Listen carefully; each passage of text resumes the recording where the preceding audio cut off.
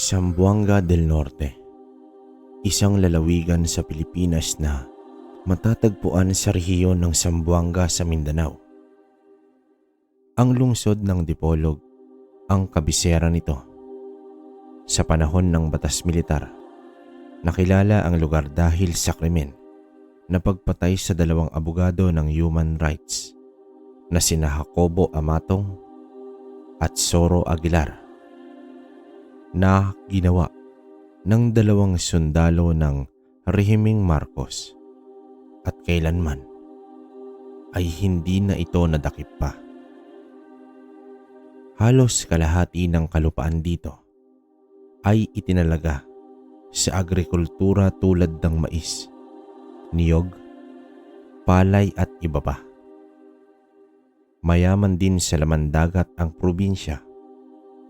Umaangat din ang komersyo ng mga produkto, maging ang produksyon ng isda sa lugar. Hitik sa mga pangyayari ang lugar, gaya na lang ng pagsakop ng mga Espanyol at Amerikano. Kasabay din ito ay ang mga kwentong baryo na napasa hanggang ngayon at umiiral pa rin ito sa atin. Ang kwentong ito ay nangyari sa taong 1964, Baliguan, Zamboanga del Norte. Nakamulatan na ni Clemente ang masaganang buhay. Nag-iisa siyang anak sa mga negosyanteng magulang. Palaisdaan ang kanilang hanap buhay. Nagsusuplay sila ng mga isda sa halos kalahati ng probinsya. Kahit nakakaangat sa buhay, ay lumaking mabait itong si Clemente. Sa murang edad, ay natuto na siyang mangisda dahil kapag wala siyang pasok, ay sumasama siya sa pamamalaot. Para sa kanya, dapat maalam din siya sa negosyong ikinabubuhay nila. Lahat din ng mga empleyado nila ay kaibigan nito. Kumbaga, hindi niya ito tinuturing na mas mababa kesa sa kanya.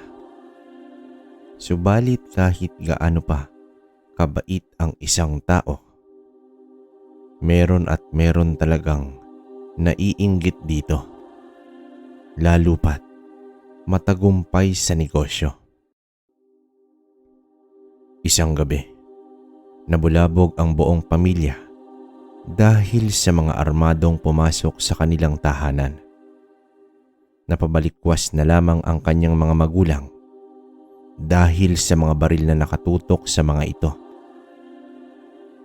Nagising na rin si Clemente dahil sa ingay. Bahagya niyang binuksan ang pinto upang alamin ang nangyayari. Laking gulat na lamang ng batang Clemente dahil may mga armadong naghahalughog sa kanilang bahay. Hanggang sa narinig na lamang niya ang sunod-sunod na putok mula sa kwarto ng kanyang mga magulang. Sa gulat niya ay naisara niya ng malakas ang pinto. Napansin naman ito ng isang armado. "Dito, may tao pa dito." Agad binuksan ni Clemente ang bintana at doon dumaan palabas. Dahil nasa ikalawang palapag ay tinalon ito ni Clemente. Mabuti na lang, doon sa baba nakasalansan ang maraming lambat kaya malambot ang kanyang nadapuan. Nang makita siya ay agad itong pinaputukan. Buong lakas na tumakbo si Clemente at wala na siyang naisip na puntahan kundi ang bangka na nasa dalampasigan. Mabilis niya itong itinulak at nagsagwan ng napakabilis. Kitang-kita niya ang mga tumatakbong kalalakihan na sumunod sa kanya. Sumakay din ito ng mga bangka at hinabol siya. Habang hinahabol siya ay walang patid ang pag-iyak niya. Mabilis na din ang pagkabog ng kanyang dibdib dahil sa takot. Sa lakas ng mga lalaki ay madali itong nakalapit sa kanya at walang awang pinagbabaril ang batang 15 anyos. Dahil sa tindi ng mga tama ay nahulog sa dagat si Clemente. Unti-unting lumubog ang katawan ng bata. Nakaaninag pa si Clemente ng liwanag ng buwan na unti-unti nang naglalaho hanggang sa pumikit na ang kanyang mga mata. Subalit biglang dumilat si Clemente at umikot ang tubig sa kanyang katawan. Nanunuot ito sa kanyang mga sugat. Dahilan sa bilis ng pag-ikot ay nayugyug na ang katawan. Hinigop ang katawan ng bata papailalim hanggang sa naramdaman niya na lamang na nakahiga na siya sa buhangin. Napakadilim at wala siyang nakita sa pinakailalim ng dagat. Tanging ramdam niya ang patuloy na pag-ikot ng tubig sa kanyang katawan. Mula sa kanyang kinahihigaang ay bigla itong lumiwanag. Napakaliwanag na nakakasilaw. Matapos ang liwanag na iyon ay nagising na lamang si Clemente, nakahiga na sa dalampasigang bughaw at mapuputing ulap ang kanyang nasilayan. Hanggang may isang matanda ang dumungaw. Napabalikwas si Clemente sa gulat. "Teka lang bata, huwag kang matakot. Hindi kita sasaktan. Ako nga pala si Andoy."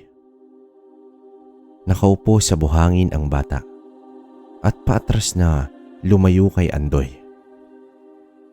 Naguguluhan ang isip.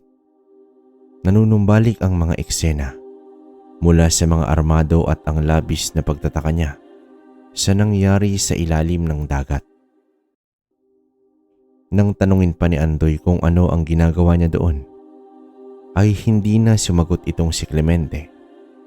Tanging pagtataka ang namutawi sa kanyang diwa. Inalalayan at dinala ni Andoy si Clemente sa bahay nito. Batid ng matandang si Andoy na wala pa sa wastong wisyo ang bata. Napadpad kasi si Clemente sa lugar ng Siraway. "Diyan ka muna at maghahanap ako ng damit mo." Mariing wika dito ni Andoy. Nang makapagbihis na si Clemente, ay pinagpahinga muna ito ng matanda. Habang pinapatuyo naman ito ang damit ng bata, nang may mapansing kumikinang na bagay sa may bulsa ng pantalon na nakasampay. Marahang nilapitan ni Andoy ang sinampay. Noong una ay inaakala niya na ginto ito dahil ang itsura ng bata ay halatang nasa maayos na pamumuhay. Kinuha ito ni Andoy at nanlaki na lamang ang mga mata nito nang makita ang bagay na kulay puti. "Diyos ko, isang mutya. May dalang mutya ang bata." Gulat na gulat si Andoy sa kanyang natuklasan. Hindi niya akalain na makakakita siya nito sa totoong buhay. Sa isang kwento lang kasi ng kanyang ama, narinig ang tungkol sa mga mutyang natatagpuan. Bandang hapon na nang magising si Clemente. Lumabas siya ng kwarto at hinanap ang matanda. Nakita niya ito sa labas na nagsasalansa ng mga pinatuyong isda. "Oh, buti naman gising ka na. Halika, kumain ka muna." Wika dito ni Andoy. Tumango lang naman ang bata at marahang sumunod. Gutom na rin siya kaya kahit isang estranghero sa kanya si Andoy, ay kumain na lang ito. Kitang-kita ni Andoy na gutom ang bata. Nakakatuwa man sa paningin pero may nais siyang malaman mula dito. Pinagmasdan ni Andoy ang bata habang kumakain. Nasa isip niya kung bakit ang batang ito ay may dalang napakalakas na isang mutya. Nang matapos na itong kumain, ay sinubukan muling kausapin. Nagpakilala si Clemente kay Andoy. Kasunod nito ay inilahad na niya ang lahat ng pangyayari hanggang sa nabaril siya. Tiningnan ni Andoy ang katawan ng bata ngunit wala man lang kahit katiting na bakas ng sugat. Ito, paano mo ito nakuha? Ipinakita ni Andoy ang hawak na mutya. Itinanggi naman ito ni Clemente. Sa hinuha ni Andoy ay walang alam ang bata sa bagay na ipinakita niya. Walang ibang nakikita sa mga mata ng bata kundi ang galit sa mga pumaslang sa kanyang mga magulang. Muling nagtanong si Andoy kung papaano nawala ang mga sugat niya kung ito'y nabaril. Doon na inumpisahan ni Clemente ang pagsalaysay. Habang inilalahad ng bata ang nangyari ay unti-unting naintindihan na ni Andoy ang lahat ng bagay at kung bakit ito nagkaroon ng isang mutya. Clemente, alam mo ba kung gaano kahalaga ang bagay na ito? Ito ay ang mutya ng ipo-ipong dagat.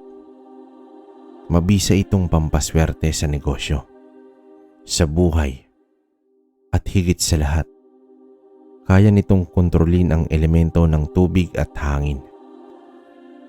Mahabang paliwanag ni Andoy.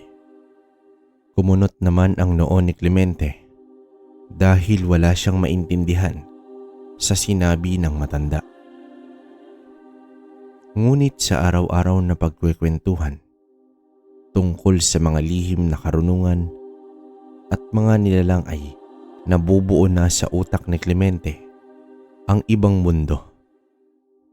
Maliban sa atin, subalit pinalaan ng matanda si Clemente na may mga nilalang na maghahangad na kunin sa kanya ang mutyang hawak niya. Kung may napapansin siyang kahina-hinala, ay isang guni niya ito dapat sa matanda. Samantala, hindi muna nagbalak na bumalik si Clemente sa kanilang bahay. Nais niya munang magpalamig sa nangyari. Masakit man na hindi masilayan ang mga magulang sa huling pagkakataon, ay mas maigi na ang alam ng mga kriminal ay patay na ang bata. Lumipas ang ilang linggo. Tinanong ni Clemente si Andoy kung papaano gamitin ang mutya na tangan niya. Ngumiti ang matanda at nagwika ng, "Ipinagkaloob yan sa'yo. Kusang gagana yan kapag kinakailangan mo na." Noong una ay nakabalot lang ito sa maliit na tela at nakatali sa kanyang bewang. Naisip ng matanda na mas maigi kapag ibabaon ito sa mismong katawan ng bata. Nagdadalawang isip pa noon una itong si Clemente. Biro mo, susugatan ang balat mo, tapos ibabaon doon ang isang bato. Napakasakit nun. Pero sinubukan pa rin ng bata. Pinakagat siya ni Andoy ng isang tela, tsaka hiniwa ang kanang balikat. Napaluha na sa sakit si Clemente hanggang sa matapos ang pagbabaon. Laking gulat na lamang nila na unti-unting naghihilom ang sugat. Isang gabi, mahimbing nang natutulog ang dalawa. May kumatok sa pintuan. Nagising naman itong si Andoy. Subalit alam niya na Aswang ang kumakatok dahil sa napakalansang amoy nito. Agad kumuha ng itak ang matanda. Bakit ka nandito, demonyo ka? Anong kailangan mo? Wika dito ni Andoy. Ibigay mo sa akin ang bata. Kung ayaw mong pagpipirasuin ko ang katawan mo, matanda ka. Wika ng taong nasa labas ng pintuan. Ganun ba? Sige, subukan mo. Sagot dito ni Andoy. Dahil sa sagutan ng dalawa, ay nagising si Clemente. Marahan itong lumabas ng silid. Sumenyas naman si Andoy na huwag siyang maingay. Nag-umpisa na rin ang aswang na alugin ang bahay ng matanda. Nagpalipad hangin ng usal ang matanda dahilan sa pag-atras ng aswang. Lumbas ka dyan, tanda. Harapin mo ko. Wikang paghahamon ng aswang. Binuksan ni Andoy ang pinto at tuluyang hinarap ang aswang. Nakipagbuno ang matanda sa aswang habang nakasilip lang si Clemente sa isang siwang. Nais niyang tumulong ngunit hindi alam ang gagawin. Hanggang sa napangimbabawan na ng aswang ang matanda. Sa sandaling ito ay nakaramdam si Clemente ng hangin na parang umiikot sa kanyang kanang kamay. Pabilis ng pabilis ang ikot. Nanginginig na ang kamay ng bata. Nako, anong nangyayari? Bakit ganito to? Nalilito na si Clemente na nagtatanong sa kanyang isip. Habang ang matanda ay hindi na makalaban sa aswang, akmang tutuluyan na ito ng aswang. Biglang lumabas si Clemente at itinutok sa aswang ang kanang kamay. Sa isang iglap, tumilapon ang aswang at sa bawat pagtayo nito ay titilapon ulit. Napakalakas ng hangin ang lumalabas sa kamay ni Clemente. Clemente, isuntok mo sa aswang. Sigaw dito ng matanda. Agad naman sinuntok ng bata ang kamao sa hangin na nakatutok sa aswang. Tumilapon ng napakalayo ang aswang at halos madurog na ang mga buto nito. Umatungal lang ang aswang at tuluyang umalis papalayo. Yan ang sinasabi ko sa iyo, Clemente. Kusang gagalaw ang mutya. Ang dapat mong pag-aralan ay kung papaano mo ito makokontrol. Nakangiting wika ni Andoy.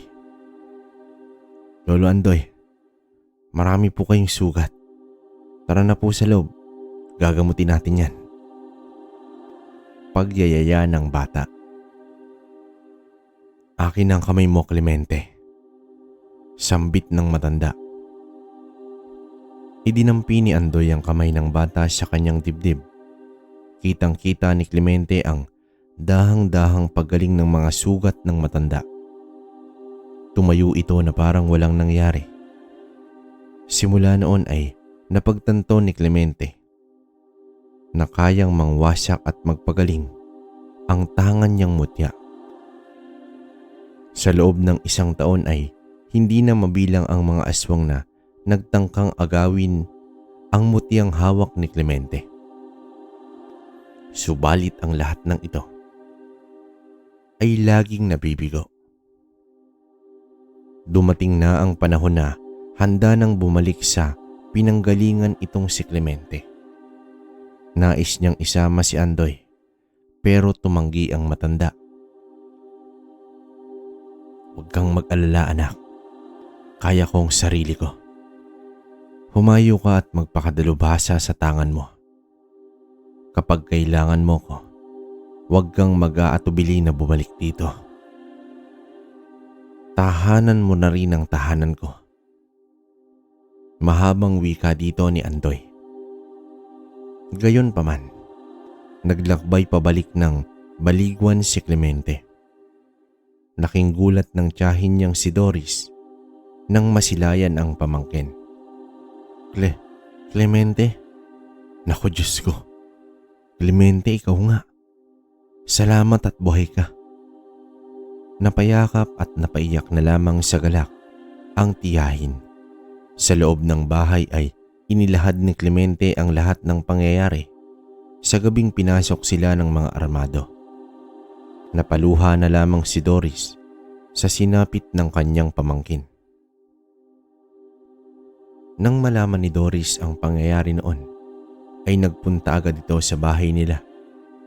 Nadatnan na lamang niya ang mag-asawang naliligo sa sariling mga dugo. Habang wasak ang mga gamit sa loob ng bahay, isang pagnanakaw ang nangyari. Ngunit hindi nila matagpuan si Clemente hanggang sa may nakakita ng bangka na tadtad ito ng bala. Inisip nila na si Clemente ang may dala ng bangka. Ngunit wala silang natagpuan na bangkay nito. Si Doris na rin ang umawak ng negosyo nila dahil wala nang mapag-iwanan dito. Nakabalik na nga si Clemente sa kanila. Laking tuwa rin ng mga tauhan nila dahil buhay at ligtas ang anak ng amo. Gayunpaman, unti-unting nagbalik sa normal ang buhay ni Clemente. Nagpatuloy na rin siya ng pag-aaral. Ngunit paminsan-minsan ay palihim siyang nagpupunta kay Andoy upang alamin ang kalagayan ng matanda. At tumutugis na rin sila ng mga aswang. Nagpagawa pa ng itak si Clemente at iyon ang kanyang ginamit sa pakikipaglaban. Naturingan na nga itong si Clemente sa lugar ng Siraway bilang mananabas ng mga aswang. Hindi adlang ang pag-aaral ni Clemente sa pagiging tagatugis niya ng mga aswang. Hanggang sa dumating na ang punto na nakapagtapos na siya bilang sa kursong guro. Nadistino naman siya sa bayan ng Siboko. Karatig lang ito ng Siraway. Isa ng guro sa elementarya si Clemente. Naniniwala kasi siya na ang pundasyon ng magandang hinaharap ay ang paglinang sa mga kabataan sa maayos at tamang edukasyon. Likas talaga ang kabaitan ni Clemente, ngunit taliwas ito sa mga masasamang nilalang. Bago sa kanya ang lugar ng Siboko. Sa katunayan, unang beses pa lang niyang makapunta rito. Isang liblib na lugar ang pinapasukan niya. Dahil nga sa layo nito, ay nagdesisyon siya na manirahan na lang sa lugar malapit sa paaralan. Talagang hangad nito na mabigyan ng magandang edukasyon ng mga kabataan. Kung pera ang pag-uusapan, ay hindi na nga ito kailangan na paghirapan ni Clemente. Dahil sa negosyo ng mga magulang na ang tiyahin niya ang may hawak. Ang pagtugis sa mga aswang ay hindi na niya magagawa pa. Kaya pinaubaya na lamang niya ito sa ibang may kaalaman at kakayahan na makipaglaban sa mga nilalang ng dilim. Gayunpaman, naging maayos ang panibagong buhay na tinatahak ni Clemente bilang guro.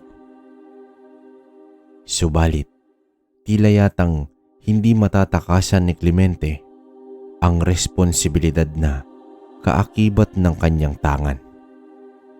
Dahil isang araw, bumulaga kay Clemente ang balitang may isang estudyante na natagpo ang patay. Wakwak ang tiyan at wala ng dugo. Gumuhit sa mukha ni Clemente ang galit nang masilayan niya ang kalunos-lunos na sinapit ng batang estudyante. Nagpunta siya ng Siraway upang kunin ang iniwang itak kay Andoy. "Anak, sigurado ka na ba dyan sa pasya mo?" tanong ni Andoy. Oo, Lolo. Natitiyak ko. Hindi titigil sa pambibiktima ang mga demonyong yon. Humanda sila sa akin. Sambit dito ni Clemente. Matapos ang oras sa pagiging guro, nasa bahay na itong si Clemente. Tahimik at maiging pinag-iisipan ang kanyang gagawin. Sumapit ang 10:00 ng gabi. Lumabas na ng bahay ang binata. Normal itong naglalakad sa madilim na daan. Bit-bit lamang ang gasera. Sinasadya nitong binata na kunin ang atensyon ng mga nilalang. Unang gabi pa lang ng pagronda, naramdaman na niya ang iilang bangkilan na sumusunod sa kanya na nasa anyo ng isang baboy ramo. Sa isang malaking puno ay iniwan nito ang gasera sa lupa at mabilis na umakyat sa puno. Mula sa itaas ay kitang-kita niya ang paglapit ng 4 na baboy ramo sa gasera habang umaamoy sa kapaligiran.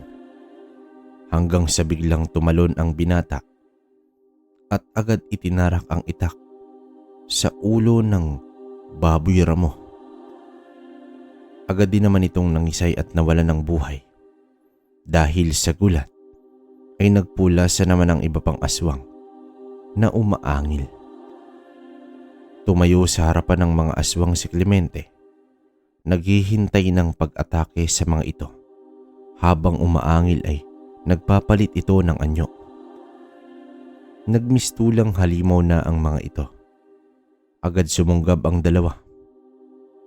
Ngunit itinaas lang ni Clemente ang kaliwang kamay at literal na hinawi ng hangin ng isang aswang na agarang tumilapon. Habang ang nasa isa pa ay sinalubong niya naman ito ng isang taga. Nahati niya ang pagmumukha nito habang ang isa ay tumakbo ng mabilis. Nakatayo lang si Clemente at ibinuka ang mga palad. Isang kidlat ang tumama sa tumatakas na bangkilan. Nahati ang katawan matapos tamaan ng isang napakalakas na kidlat. Samantala, sa lugar ng Baliguan, nakatanggap ng balita mula sa kapulisan si Doris. May iniimbestigahan na raw sila. Mga ilang katao na maaaring sangkop sa krimen. Lubos naman ang pasasalamat ng babae dahil makalipas ang maraming taon ay kahit papaano ay umusad na ang kaso. Balik sa Siboko. Lumipas ang ilang araw ay wala nang nababalita ang biktima ng aswang, si Clemente. Naging panatag naman ang kalooban niya. Ang bahay nito ay 5 minuto lang ang layo sa paaralan. Gawa ito sa matitibay na kahoy, gaya ng nara. Ang bubong nito ay gawa sa nipa. May isang kwarto, kusina, sala, at maliit na beranda. May mga nakapalibot din na mga gasera sa paligid. Kung titingnan mo nga ay isa itong tanging bahay lang ni Clemente ang nagliliwanag sa dilim. Malayo din ang pagitan ng mga kapitbahay. May mga tanim na kalamansi sa likod at harapan nito. Pinaniniwalaan na pangontra rin daw sa aswang ang halamang kalamansi. Ayaw na ayaw ng mga aswang ang amoy nito. Kada 6:00 rin ng hapon ay nagpapausok ng balat ng nyug itong si Clemente. May nakahanda rin siyang baril na tinatawag na arisaka. Nakaugalian na rin ng guro na sa beranda ito tuwing gabi habang gumagawa ng aralin para sa kinabukasan. Sa loob din ng bahay nito ay may mga itak na nakasabit sa dingding. Hanggat maaari kasi ay hindi niya ginagamit ng todo ang tangan dahil labis itong mapanwasak. Sa isang hampas lang ng kamay ni Clemente ay kayang mabuwalang napakalaking puno. Kaya labis itong iniiwasan. Kaya naman gumagamit siya ng mga patalim sa pandigma. Habang nasa beranda siya, nagkakape at gumagawa ng aralin, may nasipat siyang malaking ibon na isa-isang dumapo sa puno ng maga. Hindi pang karaniwan ang pangyayaring iyon. Naku naman, hindi pa nga tapos sa aralin. Mangiistorbo pang mga demonyo dito. Base sa kanyang obserbasyon, pangkaraniwan ang aswang lamang ito na may kakayahang magpalit anyo. Ngunit hindi rin biro ang lakas at kakayahan ng mga ito. Mapanlin lang ay napakatukso. Para sa mga ganitong uri ng aswang, simpleng asin at bawang lang ang pangontra. Yun nga lang, hindi mo ito mapapatay ng basta-basta. Ang puno ng mangga ay nasa bandang gilid ng kanyang bahay. Hinayaan lang naman ito ni Clemente pero labis-labis na ang kanyang pagramdam sa mga nilalang. Makalipas ang ilang minuto, may 10 napakagandang dilag ang marahan na naglalakad papalapit sa bakod ng bahay. Gawa sa kawayan ang bakod kaya maaninag talaga ito ni Clemente. Dagdag pa ang mga gasera na nagbibigay liwanag sa buong paligid. Hanggang sa narinig na ni Clemente ang mga pag-uusal ng mga nilalang. Marahang kinuha nito ang isang itak na nasa tabi. Biglang tumayo ang binata at agad binato ang itak. Tumama ito sa noo ng isang babae. Nagulat ang mga kasama nito sa bilis ng pangyayari. Agad bumulagta at nangisay ang natamaan. Ang dating magandang dilag ay naging napakapangit na matanda. Sa ginawa ni Clemente, naging hudyat ito sa isang labanan. Umangil ang mga dilag at lumundag papasok sa bakuran ng binata. Animoy boses ng mga pusa ang ginagawa nitong pag-angil, sabay-sabay na sumugod ang mga dilag. Napakabilis, ngunit sinalubong ito ng mga sapak ni Clemente. Sa bawat tama ng suntok ay tumitilapon ang mga aswang. Naging dahilan upang mawasak ang bakod. Hindi pa natinag ang mga aswang at muling sumugod. Lumabas na rin ng bahay si Clemente. Dala ang isang itak. Sa sandaling ito ay napapaligiran na siya ng mga aswang. Tanging depensa lang ang ginawa ng binata. Lahat ay pinagtataga niya ang sinumang sumugod. May natapyas ang kamay, binti, tiyan at leeg. Ordinaryong itak lang naman ang gamit ni Clemente, ngunit doon niya ipinapadaan ang hagupit ng mutya ng ipu-ipong dagat. May 3 natirang sugatan at tumakas na. Hinabol ito ni Clemente at walang awang pinagtataga. Para sa kanya, walang karapatan mabuhay ang isang nilalang kung ang hangarin nito ay ang pumaslang. Dumating ang panahon ng bakasyon. Dumaan muna ng Siraway si Clemente upang makabalita kay Andoy. "Lolo, kumusta ka dito?" Pagtatanong ni Clemente. "Ako anak, ayos lang naman. May mga umaatake pa rin ng mga aswang pero nakakayanan naman namin dito. Pero may nababalitaan kami. Sa bayan ng Siokon, may napinsalang mga nilalang na umatake sa mga mangingisda.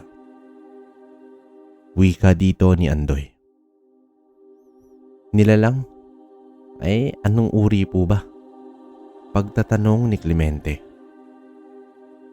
Ang mga magindara, mga aswang dagat. Wika ng kanyang lolo. Nang marinig naman ito ni Clemente, ay sumagot ito ng, may mga kwento na akong narinig sa mga nilalang na yan, lo. Tanging mga kalalakihan ang binibiktima nila. Dahil sa lason, para sa kanila, lason ay dugo ng bata. Anong plano mo, anak? Lulupigin ko sila, lo. Kung gayoy, sasamahan kita. Sige po, lo, pero matagal-tagal na rin kasi tayong hindi nakakapagkasama. Lalo na kung pagtugis ng mga nilalang na yan. Makalipas ang 2 araw, sakay ng bangka ay nagtungo sila sa lugar ng Siokon, sa isang walang katao-tao. Dumaong ang bangka sa dalampasigan. Nagtayo lang naman sila ng mga barong-barong kagaya ng kanilang nakagisnan. Ito na yung lugar na sinasabi ng mga taong pinagpapakitaan ng magindara. Sambit dito ni Andoy.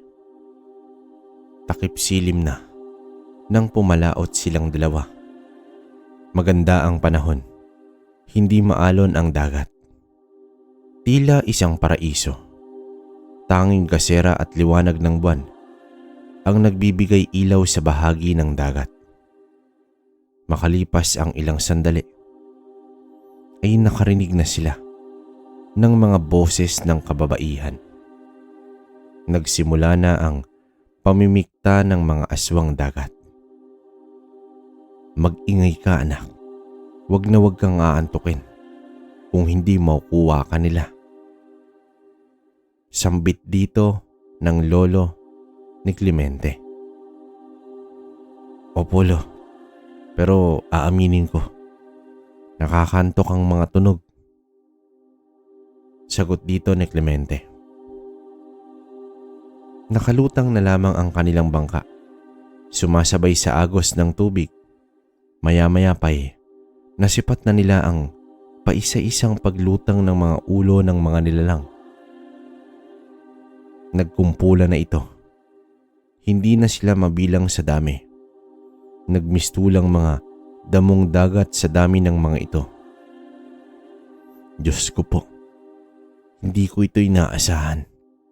Ganito pala sila karami. Sambit dito ni Andoy.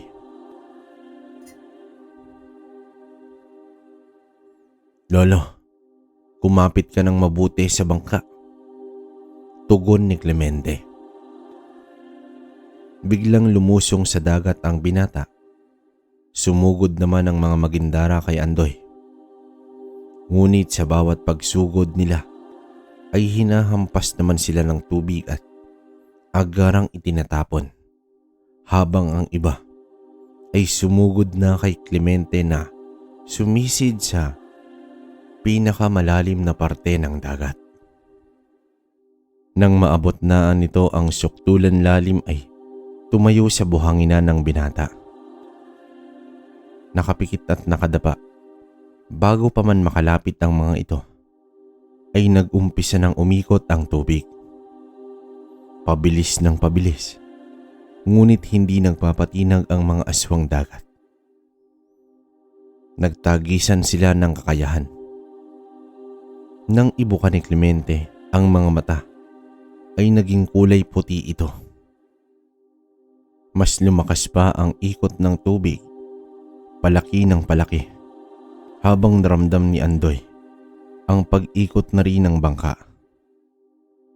Mabilis siyang nagsangguan papalayo sa namumuong ipo-ipo sa tubig. Diyos ko naman, Clemente, idadamay mo pa yata ako. Sambit ni Andoy habang mabilis siyang nagsasagwan. Ilang saglit pa ay bumulusok pa itaas si Clemente.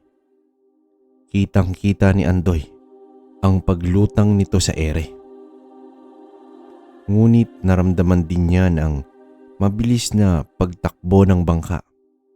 Tumingin siya sa likuran nito. Tinutulak pala ng tubig ang bangka. "Magaling, Clemente. Magaling." Sambit dito ng matanda. Habang nasa ere ay lumilikha ng enerhiyang hangin ang binatang guro. At di nagtagal, umangat na ang tubig at isang napakalaking ipo-ipo ang nalikha. Eksaktong sumampa sa dalampasigan ang bangka at tumalon agad si Andoy. Biglang umurong ang tubig. Nanlaki ang mata ng matanda sa napakabilis na pag-urong nito. Ang mga magindara ay nahihigop na ng ipo-ipo. Nag-iikutan na ito kasabay ng tubig. Nagpupumiglas man sila ay sa tubig pa rin ang bagsak at muling nahihigop pataas. Dumilim ang kalangitan at nag-umpisa ng kumidlat. Nako, heto na ang sinasabi ko. Ang pinakamalakas na taglay na kapangyarihan ng mutya. Ang lumikha ng mapangwasak na unos. Sambulat ng matanda habang umaatras papalayo sa dalampasigan at nagkubli sa malaking puno. Dumagundong na ang ihip ng hangin sa buong lugar. Tila may paparating na napakalakas na bagyo. Habang ang mga magindara ay nagmistulang mga lumot na winawasiwas ng alon. Kahit anong pilit ng mga ito na lumayo ay nahihila pa rin sila pataas. Bumagsak ang napakalakas na kidlat. Sa loob ng ilang segundo ay lumiwanag ang buong lugar at sabay-sabay na sumabog ang mga magindara sa pagtama ng isang malakas na kidlat. Umangat pa itaas ang ipo-ipo at nang nawala ay bumuhos ang malakas na ulan. Sinipat ng maigi ni Andoy kung nasaan na si Clemente. Ilang saglit pa ay nakita niya itong nakadapa sa dalampasigan na tinutulak ng alon. Patakbong lumapit si Andoy sa binata at natagpuan niya ito na wala ng malay. Umaga na nang magising si Clemente. Bumangon siya at nasipat niya si Andoy na may sinasalang na apoy. "Lolo," panimulang bati ni Clemente. "Aba, gising ka na pala. Ano na? Kumusta nang pakiramdam mo?" Pagtatanong dito ni Andoy. "Mabuti na ho pero parang nanghihina pa ako." Tugon dito ni Clemente. "Clemente, alam mo ba ang nangyari kagabi?" Mariing pagtatanong ni Andoy. "Oo naman, Lo. Ako may gawa nun eh. Pero unang beses ko po na nagawa yon." Pagsasaad ni Clemente. "Nako, magpahinga ka lang dyan at malapit na maluto ito." Makalipas ang ilang oras, ay naglakbay na sila patungong Baliguan. 3 araw din na tinahak nila ang daan. Nang makarating ay agad sinalubong ng mga tauhan si Clemente. Gabi na nang makauwi ang tiyahin si Doris. Matapos ang hapunan, ay inilahad na ni Doris ang pagkakaroon nila ng pag-asa na madakip ang mga kriminal. Samantala, wala namang kaide-ideya itong si Doris sa taglay ng kanyang pamangkin. Pagsapit ng umaga, ay nagtungo sa presinto ang mga ito. Inalam ni Clemente ang mga pangalang sangkot sa krimen. 5 sa mga ito ay nakuha niya. Anak, wag mong pairali ng galit at paghihiganti mo. Wag mong gagamitin ang tangan mo sa mga taong walang kalaban-laban.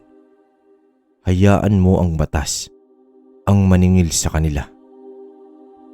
Wika ni Andoy habang papaalis sila ng presinto. Ewan ko balo, minsan na nila akong pinatay. Pero mapapatawad ko pa yon. Ngunit ang ginawa nila sa mga magulang ko, napakahirap. Gusto ko silang tabasin gamit ang aking itak. Mariing pagpapaliwanag ni Clemente. Lagi mong pakatatandaan, mananabas ka ng aswang, hindi ng tao. Sambit dito ni Andoy. Mabigat man sa loob, ay ipinaubaya na lamang ni Clemente sa batas ng tao ang hustisya para sa kanyang mga magulang. Natapos na ang bakasyon, kinakailangan na ni Clemente na bumalik ng Siboko upang maghanda sa darating na pasukan. Bandang hapon na nang makauwi siya ng bahay bago pumasok ay lumingon siya at inilibot ang paningin sa baligid. Isinabit sa dingding ang dalang itak. Huminga sa kama at doon tuluyang pumikit. Halos 1 segundo lang ay dumilat muli si Clemente. Dahil may isang nilalang na nakadikit sa bubong at nakita niyang aatakihin na siya. Agad kumulong ang binata at napunta siya sa sahig. Lumapag ang nilalang sa kama at biglang umangil. Isang malaking bayawak ang tumambad sa kanyang paningin. Agad din itong tumalon palabas ng pinto. Sinundan niya ito ngunit mabilis sumuot sa masukal na kakahuyan. Lintik, paano nakapasok ang isang abwak sa kwarto ko pa mismo? Sambit ni Clemente sa kanyang isipan. At nang sinuri niya ang buong silid, nakita niya ang dulong bahagi ng sahig ay nasira. At may bakas sa lupa kung saan dumaan ang abwak. May angkan na naman ng aswang ang namumugaran sa lugar. Kinabukasan ay nagtungo siya sa paaralan upang tumulong sa paghahanda para sa pagbubukas ng klase.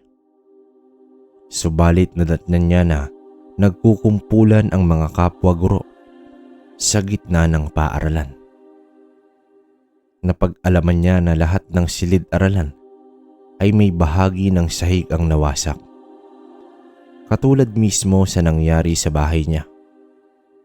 Nagmungkahi siya na magsiuwian muna silang lahat at ipagbigay alam ito sa bayan. Subalit kinagabihan sa mismong araw na iyon ay muling nagronda si Clemente. Sinundan niya ang mga bakas ng abwak, mga nagbubungkal na bahagi ng lupa, hanggang nakarating siya sa isang kuweba. Mariing pinagmasdan niya muna ito. Bago dumilim ay nakita niya ang iilang bayawak na pumasok sa kuweba. Kumpirmado, ang kuwebang iyon ay pugad ng mga abwak. Marahang pumasok si Clemente sa kuweba dala ang itak. Nang makapasok ay nagsindi na siya ng isang sulo. Naamoy na niya ang baho ng aswang hanggang sa nakarating siya sa bahagi ng kuweba na napakalawak. Inihagis niya sa gitna ang sulo. Tumambad sa kanyang paningin ang nagkukumpulang mga bayawak at dahan-dahang nagpapalit ng anyo. Tila naghihintay ang mga ito sa kanyang pagdating. Umaangil na ang mga ito.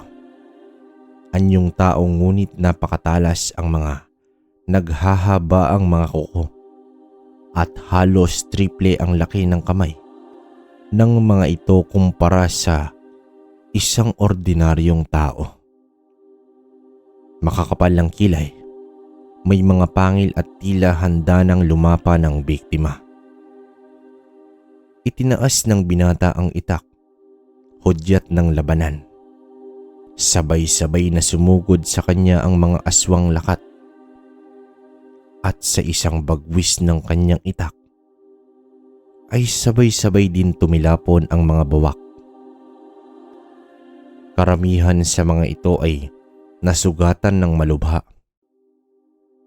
Isang talim ng hangin ang ibinungad niya sa mga kalaban. Sinalubong niya ng taga at saksak ang mga ito.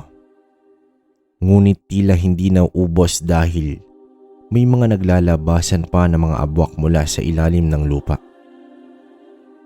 Nauubos lang ang lakas niya kung patuloy sa pagtagalang ang gagawin niya. Tumakbo si Clemente palabas ng kuweba. Sumunod din agad ang mga aswang. Bago pa man siya malipol ng mga ito, gumawa ng harang si Clemente na gawa sa hangin. Sa bawat pagbangga dito ay agad tumitilapon.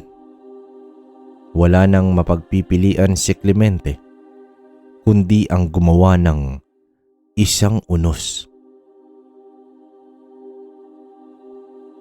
Unti-unting sumaklob ang maiitim na ulap at naglikha ng kulog at kidlat. Nag-umpisa na rin ang ipo-ipo. Nagpulasa na ang mga abwak at naghukay na sa lupa upang ikubli ang mga sarili. Nabuo ang dalawang higanting ipo-ipo at nag-umpisang wasakin ang kalupaan. Nabuwal ang mga puno. Kasabay nito ang pag-angat sa ere ng mga abwak. Nagpupumiglas man ito, ay wala na itong nagawa. Ilang sandali pa, ay mas dumarami na ang pagkidlat. Muling nagliwanag ang mga mata ni Clemente at sa isang iglap, natusta ang mga abwak sa pinakawalang mga kidlat ni Clemente. Agad na paluhod sa lupa ang binata at doon tuluyan itong nahimatay. Mataas na ang araw nang magising siya. Clemente, Clemente, Ginoong Dison, okay lang po ba kayo? Mga salitang naririnig ni Clemente. At nang maimulat ang mga mata, ay nakita niya ang mga kasamahang mga guro na ginigising siya. Grabe naman ang nangyari dito. Ganun kalakas ang bagyo kagabi. Nabuwal ang mga puno at para bang binungkal ang lupa. Sambit ng isang guro. Nang makita niya ang lugar, ay nagulat siya sa tindi ng nangyari. Lahat ng mga kasamahang guro ay nagtaka kung bakit sa bahagi lang na iyon nangyari ang labis na pagkawasak. Batid ng mga ito na may misteryong pangyayari. Ginoong Dison, paano ka nga pala napunta sa lugar na ito? Tanong pa ng isang guro. Pauwi ako kagabi galing bayan. Inabutan ako ng malakas na ulan. Saka kumidlat ang malakas at ayun, dumilim ng paningin ko. Nauutal na pagsagot ni Clemente. Walang mapagpipilian si Clemente kundi ang magsinungaling. May isang tagapagligtas na hindi kailanman malalathala para sa kaalaman ng lahat. Isang tagapagligtas na nagkukubli sa hagupit ng kalikasan. Pinanindigan na lamang ni Clemente ang sitwasyon. Makalipas ang ilang buwan, nabalitaan na lamang ni Clemente ang pagkadakip ng mga pumaslang sa kanyang mga magulang. At kahit papaano, ay nabunot na ang tinik sa kanyang dibdib. Hindi man niya naipagtanggol ang mga magulang, subalit ang kanyang mga ginawa para sa kapwa ay nagsilbing paraan upang makabawi sa hustisyang ninanais niyang gawin para sa mga magulang. Napagtanto ni Clemente na hindi sa lahat ng bagay ay pwede tayong magiganti. Pero ang hindi alam ng karamihan na ang mananabas ng mga aswang ay patuloy lamang sa paglalakbay at nakikipaghalubilo sa atin.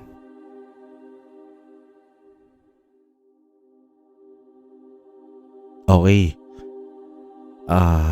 Ayun, so Kamusta mga kabare? Okay na, bali hanggang dun lang yung kwento natin ngayon about kay Clemente Dizon. Grabe no, isipin niya. Unang-una, wala naman talagang mutya, no? Etong si Clemente. Tapos isipin nyo, marangyang buhay naman yung pinanggalingan niya. Kasi nga, may negosyo sila. Yung nanay at tatay niya, di ba? Hindi lang nabanggit kasi kung may kapatid to si Clemente. Pero, yun nga, hindi rin natin alam talaga.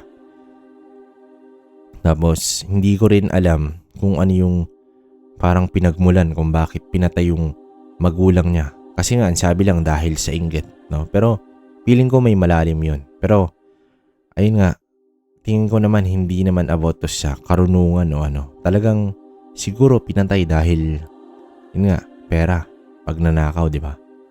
So, mabuti na lang talaga na nagtago tong si Clemente. Kasi nga, kung pati si Clemente nadamay, wala tayong magagawa, di ba? Ang galing lang din kasi nung hinabol na siya, umilalim na siya sa tubig. Tapos pagising niya nga, nandun na ano ba to? Nandun na to sino yung matanda? Naku, makakalimutin. Si Andoy. So, andun na si Lolo Andoy, di ba? Pero ang nakabagtaka ron, tingnan niya. Binigyan siya ng mutya ng ipo-ipo. Tapos ang nakalaban niya rin Magindara. Ang Magindara kasi, ano yan parang alagad yan ng diwata ng dagat. Hindi ko alam pero yun nga, ang sabi kasi, talagang nasa hanay ng kaliwayan. So hindi natin alam, di ba? Magindara. Alam ko, last upload hindi naman. Siguro, may upload tayo Itong week lang din, may Magindara din. No? So, yung mga nakatutok, alam niyo yun. Tapos, yun nga, medyo maikli lang tong komento ko kasi ngayon tayo mag-shoutout, di ba? So, ito lang ang pinaka naging aral sa kwento na dapat nyong malaman. No? Sinabi naman dun sa huling sinabi ni Clemente na hindi naman kailangan na laging naghihigante, di ba? Lalo na kung isipin nyo na lang kung kayo yung mapapasama, di ba? Mas magandang ipagpasa Diyos nyo na lang. Isipin nyo, tingnan nyo ang ginawa niya. Gusto niya sanang siya na mismo humanting dun sa pumatay sa mga magulang niya. Siyempre, hindi natin alam yung pakiramdam ni Clemente. Kahit naman sino siguro. Pero, buti na lang naging maliwanag yung isip. Kasi isipin nyo, nakulong yung 5. Hindi ko alam, basta 5 yung sabi ron At the same time, hindi nadamay si Clemente, di ba? Isipin nyo, na siya, guro, teacher na.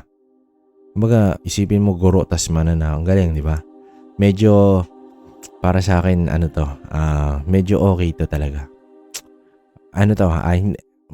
Siguro 50% bakbakan, 50% dito is yung may aral talaga sa kwento, di ba?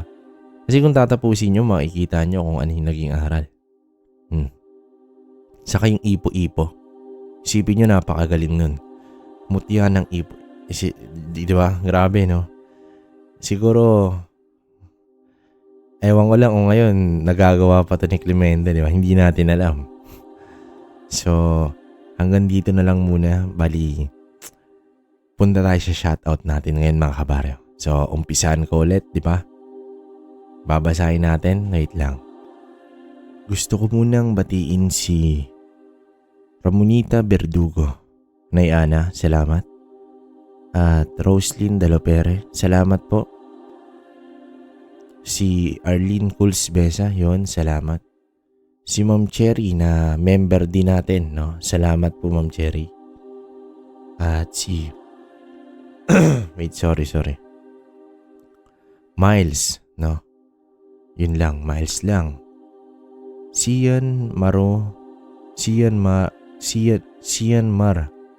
Romorillo. Ewan ko, boss. Raul Damandam. Salamat, boss. Aleli Morales. Yun. Si Brain Omega, boss. Shoutout sa'yo. Shifter Place. Salamat, boss. Jessa Redoble. Salamat po. Nobi Dagale. Yun. Michelle Iola. Yan. Ana Pahemolin. Pilipina Palsario. Joel de Guzman. Si Tita Sareno.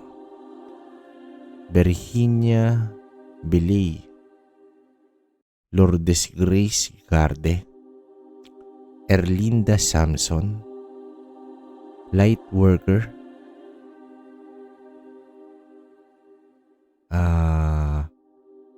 Emilia Nora Falls. Emilia Nora Falls, tama ba? Michael Jason Activiano. Boss, hindi ko ang haba, sorry pero ikaw to. Arlie Guerrero, yon. Glendaval. User. Ardeline Balote. Miss Asil Gumban. Marilu Matsuda. Yan, shoutout sa inyo lahat, ma'am. Bricks Vlog. Elsa Constantino. Yon. Nick Lake Diff. Yon, boss.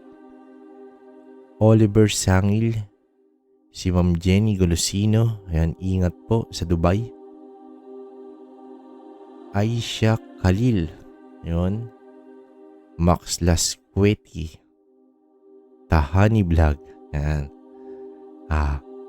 Charlene Gumansing. Ma'am, salamat.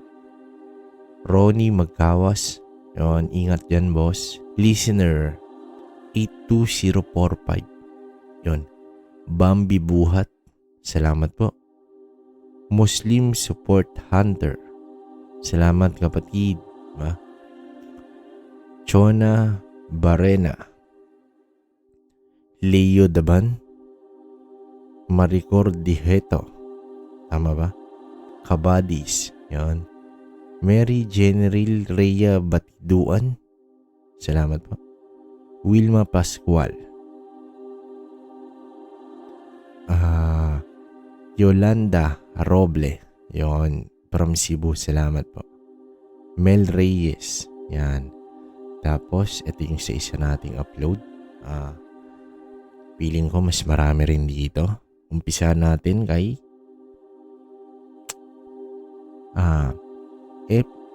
FG Acosana. Boss, salamat. Emilia.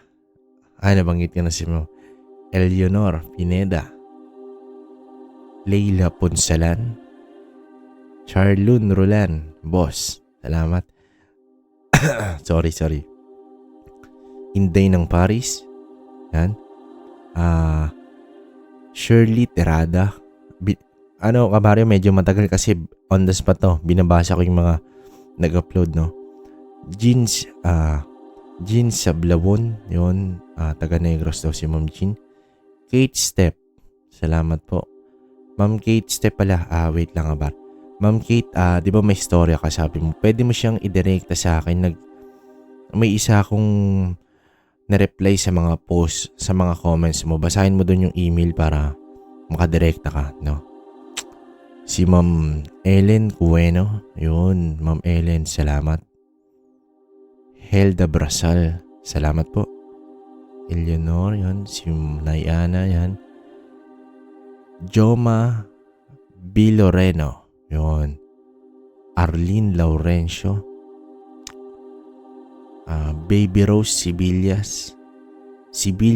Sibiliasis. Yun. Geraldine Bacus. Mel Horario. Yun. Mel Horario. Tama ba, ma'am? Catherine Blasquez. Josie Marquez. Ann Vargas. Yan. Julie 7031. Doris Rolich. Tama ba? Sorry, huwag niyo ang pagtawanan. Brenda Canyel. Yan. Tisoy Amps. Marian Tamayo. Yun. Basa na natin yan. Pool House Kitchen. Oo, boss. Sige. Pag naging okay yung bracelet na yan. No? The Pickle. Tama ba? The Pickle. Salamat, boss. Grabe, ang dami. Marilu Geronimo. Mardi Suzuki. Kurt Patrick Garcia. Yun. Melody na Laurel. Malumanay daw. Salamat. Choco Pudge. Boss. Salamat sa'yo. Rachel Navarro. Ayun. Taga-Hinubaan din si Ma'am. Mike Carroll. Yan. Hazel Borsena. Arnel Gakuya. Asogle Pobreng Babaylan. Tama ba?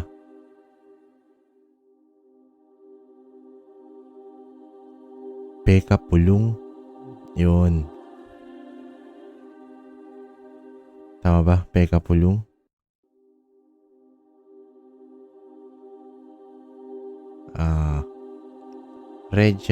Regional Rhea. Tama ba? So, ayun muna mga kabaryo, ang haba. Di ba nakita niyo ang dami? Sa ano pa yun kung tutusin, meron pang hindi nasali ron. Pero, babawi ako ron. Walang hindi tayong mababanggit dito, no? Kahit pa ulit-ulit. Pero, marami pang hindi nabanggit. Kaya lang, medyo kapos-kapos tayo sa oras. So, yun lang muna. At, hayaan nyo na. Pag may nakikita kayong, ayun nga pala, pag may nakikita kayo nagko-comment sa upload natin ng mga negative comment, ayaan nyo na yun. Huwag na kayo maipagtalo. Okay lang yan, di ba? Kasi nga, hindi natin alam kung sino yung mga yan. So, yun lang, Barrio. At lagi kong sinasabi na mag-iingat kayong lahat at maraming salamat sa mga nakikinig sa ating channel. No? Hayaan nyo, lahat ng nakikinig dito is talagang pagpapalain, di ba? May basbas ni Kabaryo yan, kaya alam niyo yan, totoo yan. So yun lang muna. Maraming salamat ulit. Hanggang sa susunod na kwento.